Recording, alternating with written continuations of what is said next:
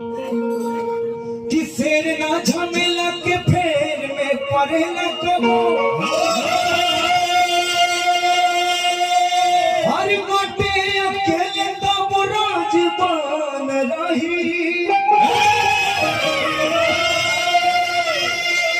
हर खाई न घास मास मिली न हपता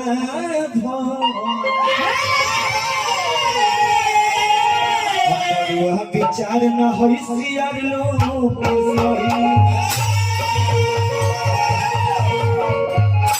कि देश के जवान हो तो जान दे दी सीमा को भाई मोगल के निशानी हो कि चुलिए में रही और कहले सुदामा की छवि खराब होई अभी सोनाच सूर्य से जे बिगड़ बाबा जे झूठ से झगड़ा कर हो ओकरा से झगड़ा बना के का होई जे झूठ से झगड़ा कइले होखे ओकरा से झगड़ा बढ़ा के का होई आ जे लइका हां हथियार धरा के का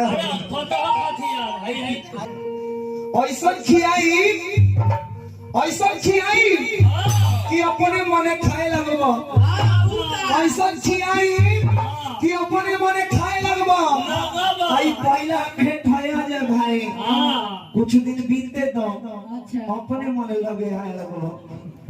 समझ भैया तिकर मौगावा आवाज हो साफ मौगावा आवाज तार हुआ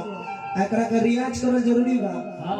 खाली दुगुला से करला से अब फेल मारे मारे पहले से होला रियाज करे के पहले धरे के पड़ेला हारमोनियम धरे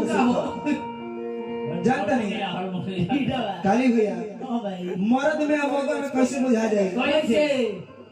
एगो मर्द घर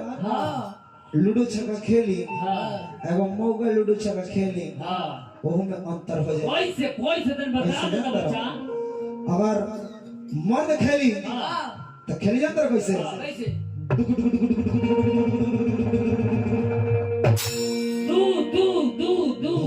दू मर्द खेली है एक तो भाई छाका छाका छाका मर्द है कि छाका आई कैसे मौगा हवा जम बड़ा सन एक कैसे मौगा हवा जम बड़ा सन तो कैसे वो लोग छाका खेलियन सन अरे कैसे जानता नहीं कैसे अरे बोल ना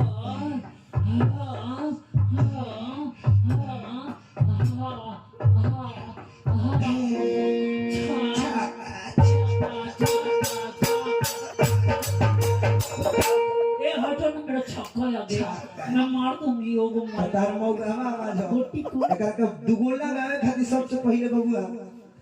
रियाज कोई जरूरी हो अब होगा हथियार धर के पड़ी तनी साच बात कहना चुमर भैया तो इनका के गवा लेता नी आज हम गवा लेता नी